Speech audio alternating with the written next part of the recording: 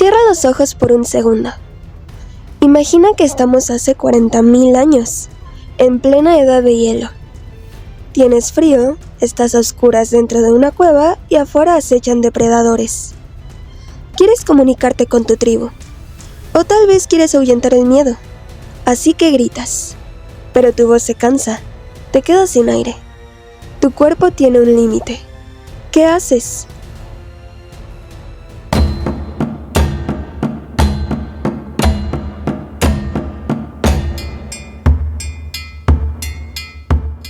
Haces lo que todo ser humano hace cuando se topa con un límite: inventar una herramienta. Buscas a tu alrededor y encuentras el fémur de un animal. Le abres unos agujeros con una piedra afilada, soplas por un extremo y ¡magia! El aire congelado se convierte en música.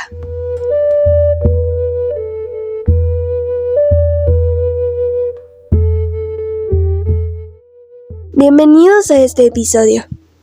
Hoy vamos a explorar una de las creaciones más fascinantes de la humanidad: los instrumentos musicales.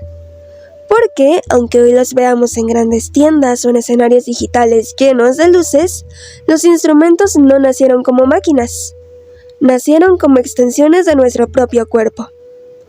Quédense conmigo porque hoy vamos a desarmar la música para entender cómo funciona. Vamos a dar un salto enorme en el tiempo. Dejemos atrás las cuevas y viajemos unos siglos atrás, al nacimiento de lo que hoy conocemos como música académica u orquestal. Con la llegada de las grandes orquestas, los músicos tuvieron un problema. Eran demasiados instrumentos y todo era un caos. Había que organizar el sonido. Así es como nació la clasificación tradicional de las familias de instrumentos. Y la primera de la que vamos a hablar hoy es probablemente la más sensible de todas. Me refiero a la familia de las cuerdas. La regla física aquí es simple. El sonido se produce porque algo está tenso y vibra. Piensa en tus propias cuerdas vocales. Son músculos que se tensan para producir tu voz. Pues los instrumentos de cuerda hacen exactamente lo mismo, pero usando madera, metal o nylon. Pero, ¿cómo viaja ese sonido? Pues, si tú estiras un hilo de coser y lo pellizcas en el aire, casi no suena. Necesitas una caja de resonancia. En un violín o una guitarra, las cuerdas vibran.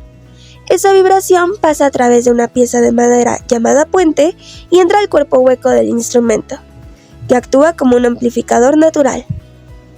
Eso sí, no todas las cuerdas se tocan igual. La música las divide en 3 tipos, y cada una tiene su propia técnica física. La primera es la cuerda frotada.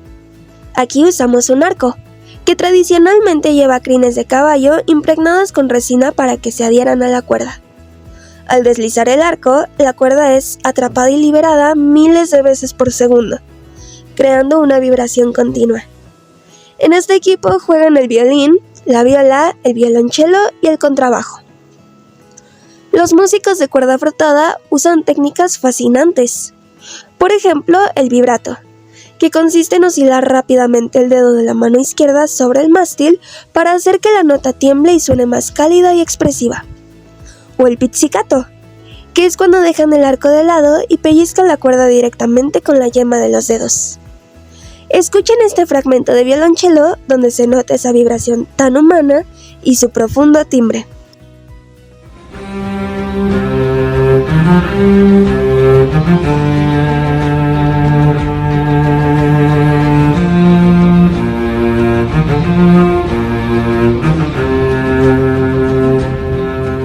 Es casi humano, ¿verdad?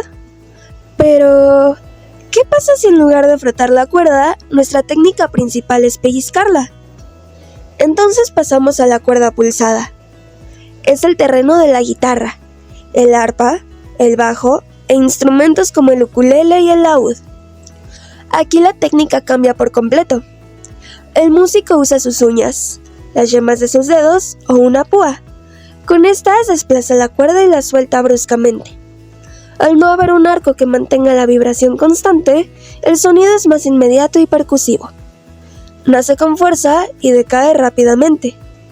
Además, para cambiar la altura del sonido, es decir, hacerlo más agudo o más grave, el músico presiona la cuerda contra unas barritas de metal en el mástil llamadas trastes, lo que acorta la longitud de la cuerda que vibra.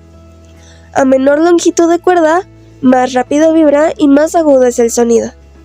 Escuchen esta respuesta física en el arpa.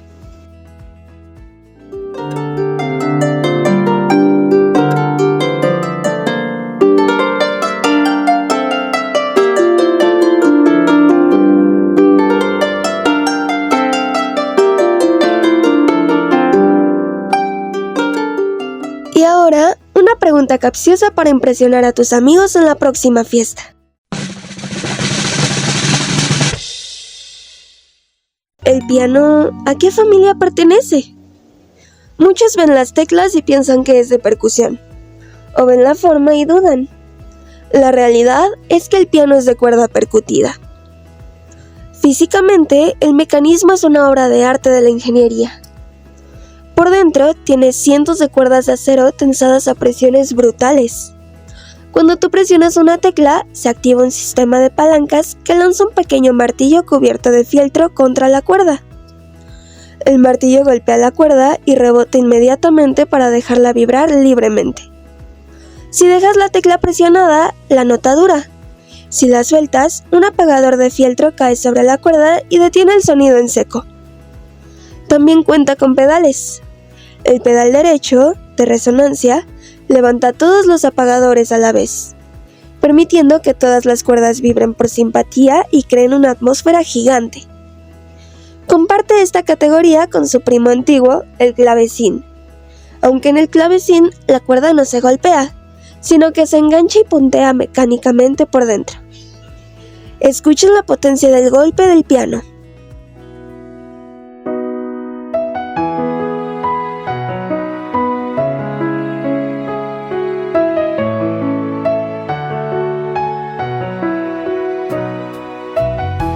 Pasemos a la segunda gran familia, los vientos.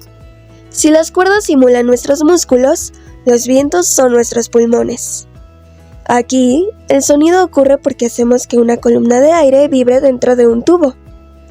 Tradicionalmente, la orquesta divide los vientos en dos bandos, maderas y metales. Y aquí es donde la mayoría de la gente se confunde. Vamos a resolver este misterio de una vez por todas. Si tú ves un saxofón, es brillante, dorado y está hecho de latón. Si lo golpeas, suena a metal. Entonces, ¿por qué los músicos insisten en que el saxofón es un instrumento de viento madera? La respuesta no está en el material del cuerpo del instrumento, sino en su embocadura y en cómo se genera físicamente la onda sonora. Los vientos madera producen el sonido mediante una pequeña lámina llamada caña o lengüeta, hecha tradicionalmente de una caña de madera o bambú.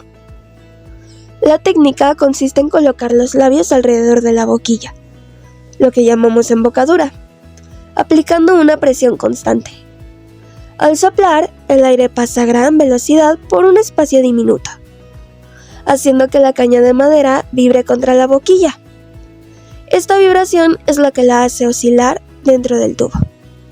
En este bando juegan el clarinete, el oboe, el fagot y el saxofón. Por cierto, las flautas también son viento madera, porque aunque hoy sean de metal, originalmente eran de madera y producen el sonido por bisel. El aire choca contra un borde afilado y se divide, creando la vibración. Para cambiar las notas en estos instrumentos, el músico tapa y destapa agujeros a lo largo del tubo, usando sus dedos o un sistema de llaves metálicas. Esto cambia la longitud de la columna del aire interna. Si tapas todos los agujeros, el aire recorre todo el instrumento y suena grave. Si los destapas, el camino se acorta y suena agudo. Ahora escuchemos el timbre cálido y flexible del saxofón.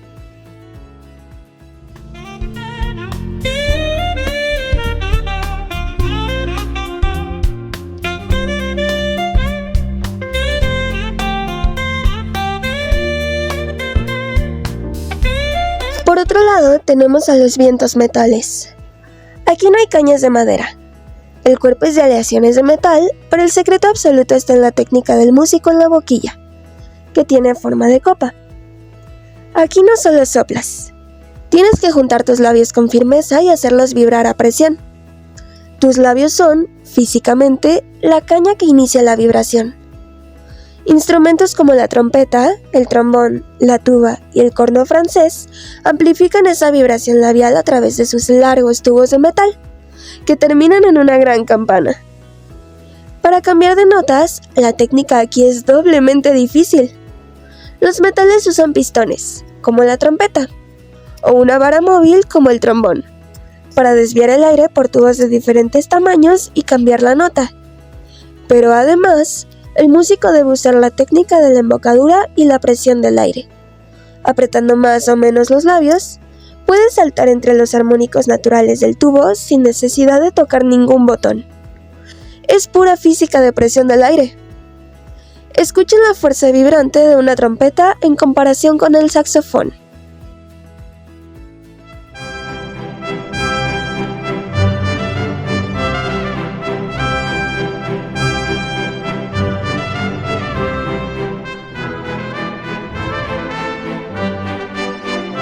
Por supuesto, no podemos olvidarnos de la familia del ritmo puro, las percusiones. Si los vientos son los pulmones y las cuerdas los músculos, la percusión es el latido del corazón. Su principio es el más primitivo y directo de todos: golpear, frotar o sacudir. Pero, técnicamente hay mucha ciencia aquí. La percusión se divide en dos grandes mundos según su física acústica. Primero, los instrumentos de afinación determinada. Estos producen ondas sonoras que tienen una frecuencia regular y constante, lo que nos permite identificar una nota musical exacta, como un do, un sol o un mi. Para lograrlo, se golpean placas de madera o metal, de tamaños muy precisos, como en el xilófono o la marimba, o parches tensados con precisión matemática, como en los timbales de orquesta. Segundo, los de afinación indeterminada. Estos producen un espectro de frecuencias tan ruidoso y complejo que tu oído no puede identificar una nota musical clara, sino simplemente un golpe seco, ideal para marcar el pulso rítmico, como el bombo, las maracas, los platillos o la batería. La técnica aquí no es solo dar golpes, depende con qué golpe es, ya sea con baquetas de madera para sonidos brillantes o de fieltro suave para tonos oscuros. También depende de dónde golpees, en el centro del parche para un sonido seco o cerca del borde para que resuene más. Escuchen la dulzura y definición de una marimba de madera afinada.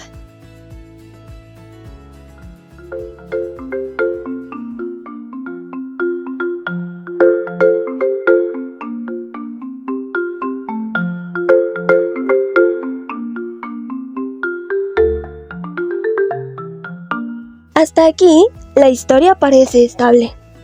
Llevábamos siglos perfeccionando la madera, el metal, tensando cuerdas y golpeando pieles. El ser humano había logrado imitar a la naturaleza de forma casi perfecta. Pero, a mediados del siglo XX ocurrió una revolución.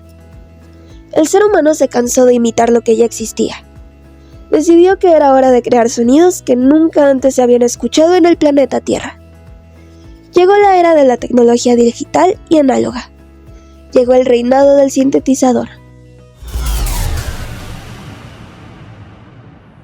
¿Cómo funciona físicamente esta maravilla? A diferencia de un violín o una flauta, el sintetizador no necesita aire humano ni tensión física para sonar. Su corazón es un componente eléctrico llamado oscilador. Este oscilador genera una señal eléctrica constante en forma de ondas matemáticas puras. Ondas senoidales, que suenan muy suaves, ondas triangulares u ondas de sierra, muy brillantes y rasposas. Asimismo, existen las ondas de pulso. Para tocarlo, los ingenieros le pusieron un teclado de piano clásico, pero la magia técnica está en los controles que lo rodean. El músico utiliza 3 herramientas básicas para esculpir el sonido. 1. El filtro. que permite recortar las frecuencias agudas o graves para hacer que el sonido pase de ser brillante y metálico a oscuro y amortiguado. 2. El oscilador de baja frecuencia, también llamado LFO, que hace que el volumen o el tono del sonido suba y baje rítmicamente solo, creando un efecto de vibrato o un tambaleo electrónico. 3. La envolvente ADSR, que controla el comportamiento físico del sonido en el tiempo. Con qué velocidad inicia la nota, cuánto tarda en estabilizarse, si se mantiene sonando mientras presionas la tecla y cuánto tarda en apagarse al soltarla. Gracias a esta flexibilidad matemática, un músico frente a un sintetizador es como un pintor con una paleta infinita de colores. Podía imitar un violín distorsionando una onda, o inventar un bajo galáctico que hacía temblar las pistas de baile de los 80 y 90 en el pop, la música disco y la electrónica. Para que entiendan exactamente cómo suena esa síntesis de audio, escuchen este sonido legendario.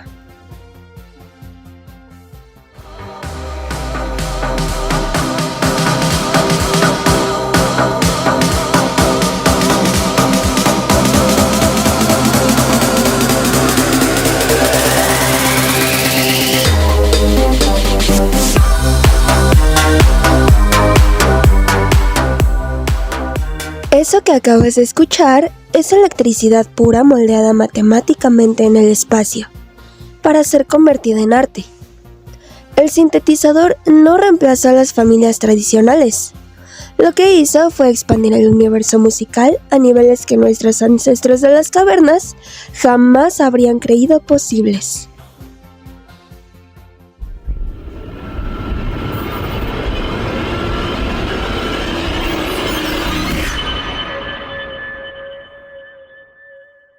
Es increíble pensar en el camino que hemos recorrido en este episodio.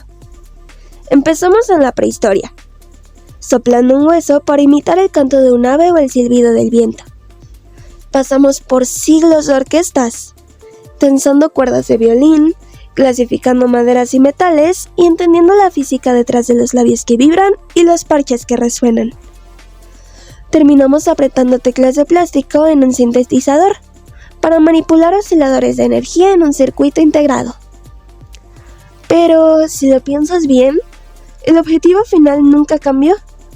Desde el fémur hueco hasta el microchip más avanzado, los instrumentos musicales existen por una sola razón: porque somos humanos y necesitamos expresar lo que llevamos dentro. Cuando un instrumento suena, no estás escuchando a un objeto.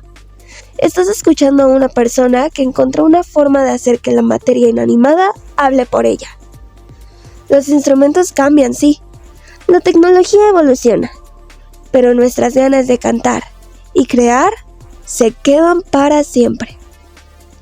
Muchísimas gracias por acompañarme en este viaje sonoro y técnico, por el alma de todos estos instrumentos. Nos escuchamos en el próximo episodio. ¡Hasta la próxima! Close